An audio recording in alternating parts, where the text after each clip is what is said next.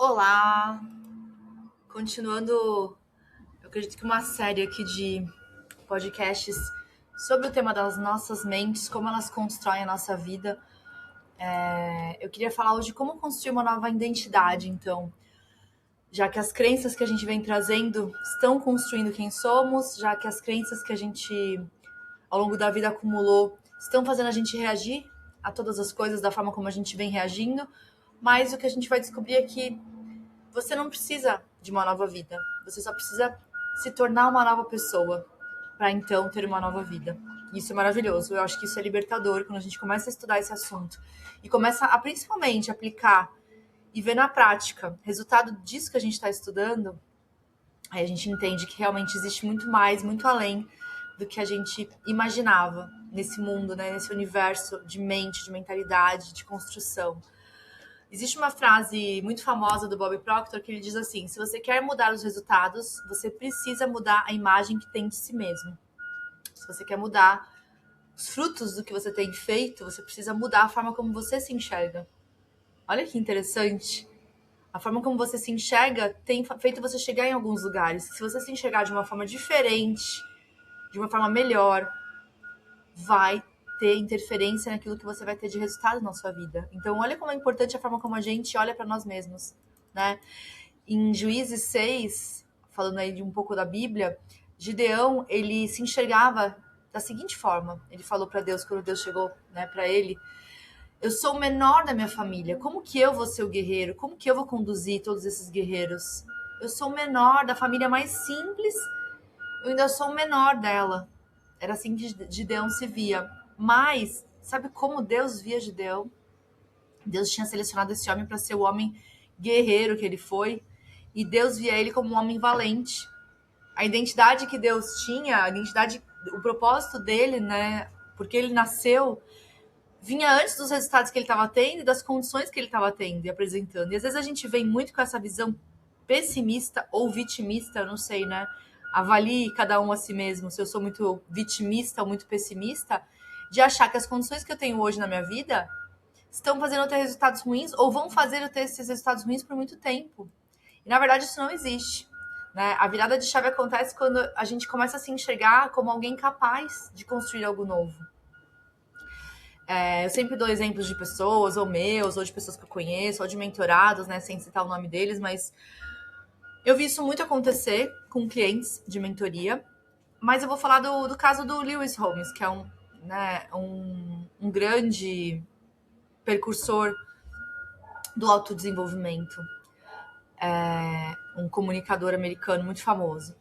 E ele conta a história dele como um atleta frustrado, porque ele não deu certo por um período, ele teve uma lesão e teve que parar a carreira dele. Só que depois ele se tornou algo além do que um atleta poderia se tornar. Ele se tornou criador de um dos maiores podcasts que existem hoje, autor de livros best-seller, autor de artigos do New York Times, que era um sonho que ele tinha, comunicador convidado para eventos, ele é entrevistador dos maiores nomes do mundo todo, ele é empresário super bem sucedido.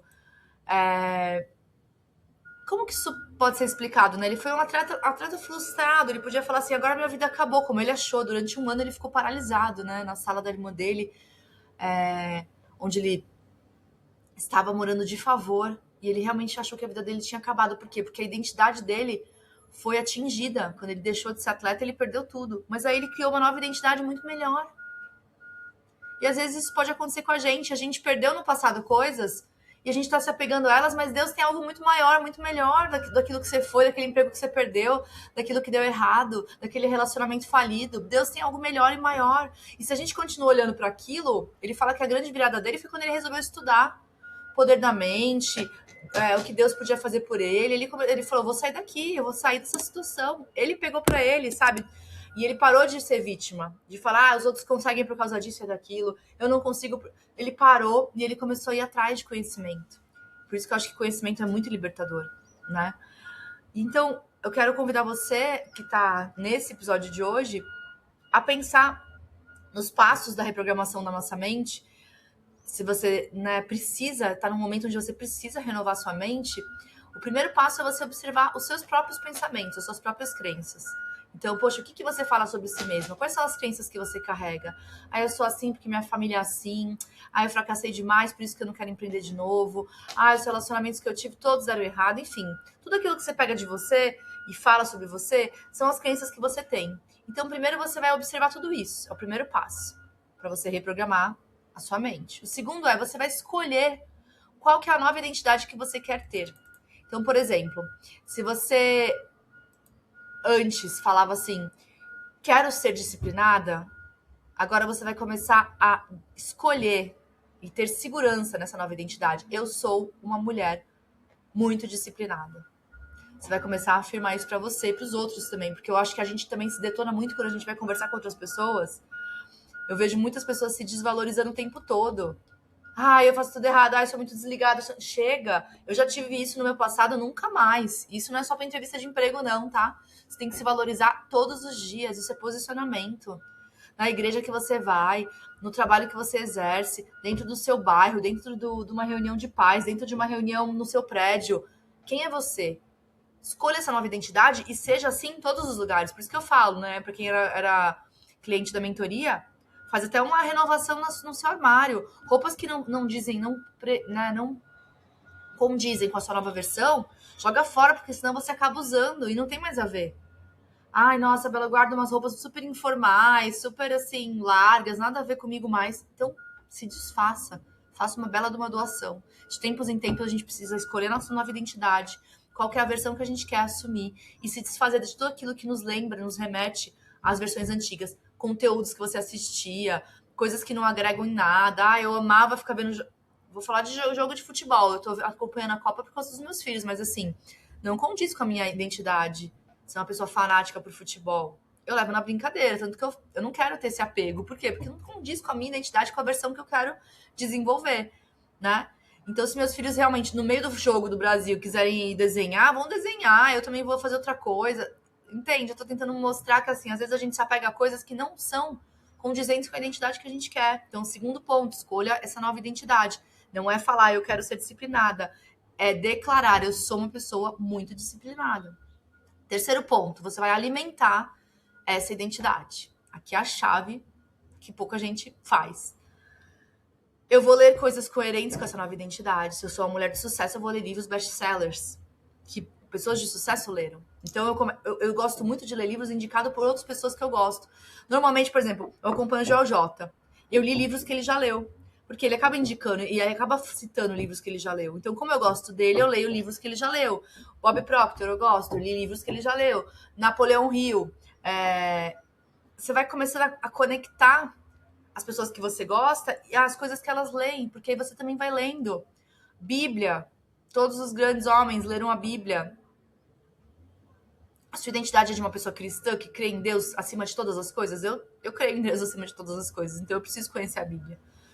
Então, não somente livros, mas a Bíblia. Eu sempre falo que os bons livros, mesmo que eles sejam cristãos, eles não substituem de maneira nenhuma a Bíblia. Um bom devocional de um ótimo pastor nunca vai substituir a Bíblia. Enfim, alimente a sua nova identidade.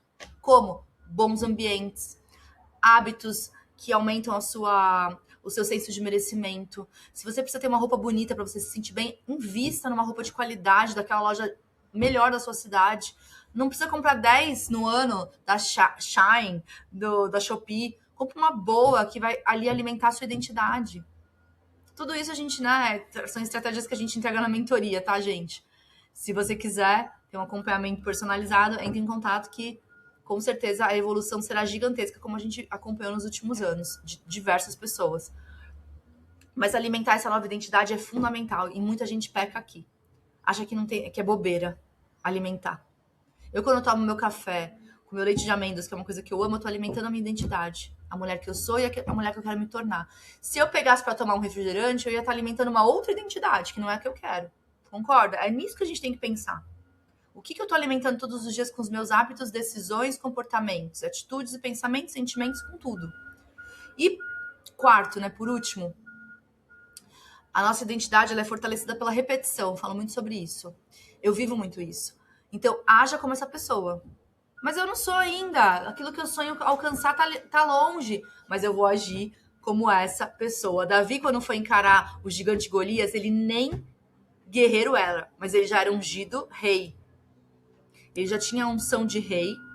O profeta Samuel visitou a casa dele e ungiu ele como rei.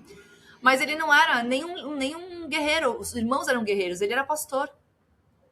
Mas olha que lindo. Ele já agiu com uma pessoa que ele seria no futuro. No futuro ele seria rei. No futuro ele sabia que ele seria um grande guerreiro. Ele foi lá e encarou o gigante.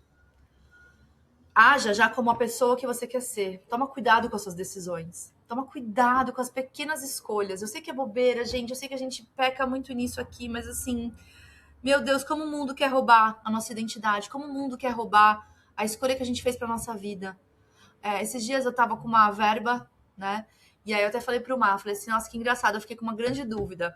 Se eu comprava um tênis ou se eu comprava um modelo de sapato mais arrumadinho. E aí eu fiquei provando um, provando outro, e foi difícil tomar decisão. Como é que você toma uma decisão de compra, por exemplo? Alimentando a identidade que você quer, para que você possa agir como pessoa que você quer ser. E eu falei pro Mar, se eu quero ativar minha vida profissional em breve, e eu quero trazer novas possibilidades profissionais, né? Estou aqui numa cidade nova, vou começar coisas novas, eu vou comprar um sapato mais arrumado. E eu sei que eu fiz uma excelente escolha, tanto que eu já usei ele em diversas situações. Dentro de mim, eu tô reafirmando pra mim, essa é a pessoa que eu vou ser. Hoje eu preciso de sapato profissional? Não, porque eu trabalho de casa, tô cuidando muito mais da minha família, tô fazendo trabalhos mais digitais, mas eu já tô alimentando e agindo como uma pessoa que daqui a pouco vai estar indo em reunião, vai estar frequentando ambientes onde precisa estar ali com o sapato mais arrumado. Entenderam? A gente antecipa e a gente começa a agir mesmo que a gente não precise, porque a gente já se vê como aquela pessoa, mesmo que você não tenha conquistado ainda aquilo que você quer conquistar. E para finalizar, uma coisa que eu gosto sempre de falar, Provérbios 23, 7, diz para mim e para você, porque como imaginou em sua alma, assim o homem é. Sua mente cria pensamentos, seus pensamentos vão criar suas crenças vão se tornar realidade para você. Essas realidades vão se tornar decisões e escolhas, e as suas escolhas diárias vão criar a sua vida. Que vida que você está criando? Tudo começa na mente. Tudo começa nos seus pensamentos. Talvez a mudança que você está buscando, ela não vai começar de onde você achava que ela ia começar, de fora. Só quando você encontrar um novo homem, só quando você começar um novo emprego, só quando você começar um novo projeto. Muito provavelmente, ela vai começar na forma como você vai escolher pensar a partir de hoje, desse momento, a partir desse podcast. Não precisa ir muito longe, não precisa complicar, não precisa dar desculpas, não precisa colocar limites. Tudo que você precisa, você tem disponível agora mesmo. É só você decidir começar. Eu dei 4 passos aqui que para mim são um tesouro. Se eu tivesse ouvido isso lá atrás na minha vida, já teria mudado muito antes. Mas você teve acesso a esse conhecimento. O que você vai fazer com ele? Essa é a pergunta, esse é o convite também. Eu desejo que você faça um excelente dia.